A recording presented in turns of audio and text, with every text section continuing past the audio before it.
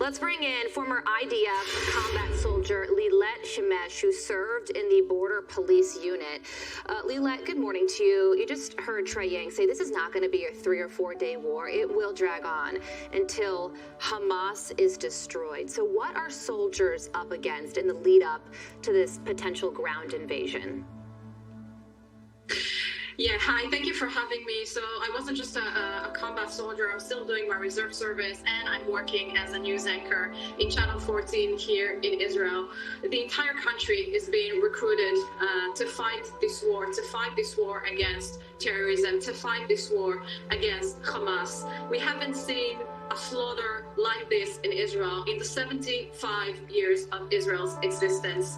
This is a second Holocaust for us, and I think the entire world should join Israel in the fight against this Islamic radical terrorist. You reported earlier this morning about the ISIS flag who was found in one of the terrorist bags, and I think it's important for you to understand this is no different than what ISIS has been doing in Europe, and I think we have to stand together and to fight Hamas. And if anyone cares about the Palestinians, and you were reporting about the situation in Gaza, if anyone cares about the Palestinians, they should free the Palestinians from Hamas. The Palestinians have democratically elected Hamas, and I think if they want to see a better future, if they want to see a better environment in the Middle East, they should not support terror organizations controlling the Gaza Strip. And it's no different than what is happening now in the Palestinian Authority, because Abu Mazen is also using the pay-for-slay method. Abu Mazen is also paying families of terrorists, is also educating people to go and murder Jews. So you tell me how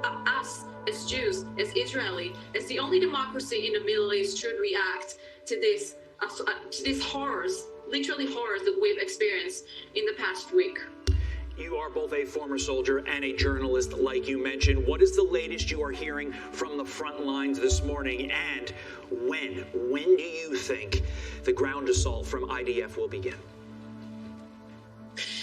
So at the moment, we don't really know when is it going to begin or how the IDF would operate in this situation. All I know is that Israel is united. Israel is united to fight and to fight hard. We've heard Prime Minister Netanyahu saying yesterday on the press conference that he and us as a country will chase every Hamas terrorist, every Hamas member. We will chase them down, because after seeing the horrors of what we've experienced on the recent Saturday, of them butchering entire families, lighting up in fire houses of families, beheading people, raping women, I've never seen anything like that, and I've been through so many wars here in Israel. The second Lebanon war with Iraq. We had rockets with Lebanon, rockets from Hamas. I've never seen anything like that.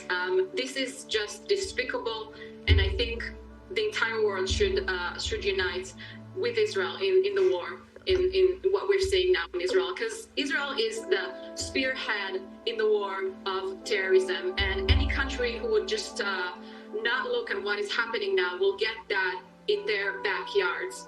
When you've seen the people after 9/11 cheering Palestinians in the street, handing candies, this is no different than what we're seeing now. This is no different from the calls in Sydney of pro-Palestinians chanting "Gas the Jews." This is horrible, and I think the world leaders needs to stop it now, because what you will not care about what is happening in Israel will happen. Before we let you go, I just want to get your reaction to this, because you are a member of the media, you're a journalist yourself.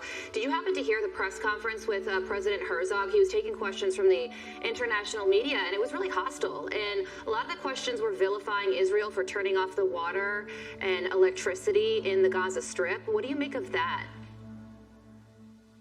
I think the world should wake up and understand what Israel is experiencing. And time and again, and I've been covering how the international media is treating Israel whenever there is a terror attack, always talking about the Palestinian side, when we are in fact the democracy who's getting hurt by terrorists. And I think it's a shame that the international media time and again finding excuses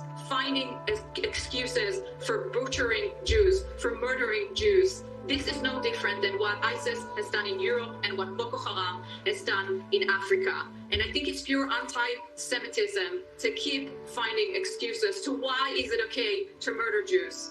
Just despicable. It was an embarrassing display from the foreign press. Lital Shemesh, we appreciate your time this morning and insight. Thank you. I'm Steve Doocy. I'm Brian Kilmeade. And I'm Ainsley Earhart. And click here to subscribe to the Fox News YouTube page to catch our hottest interviews and most compelling analysis.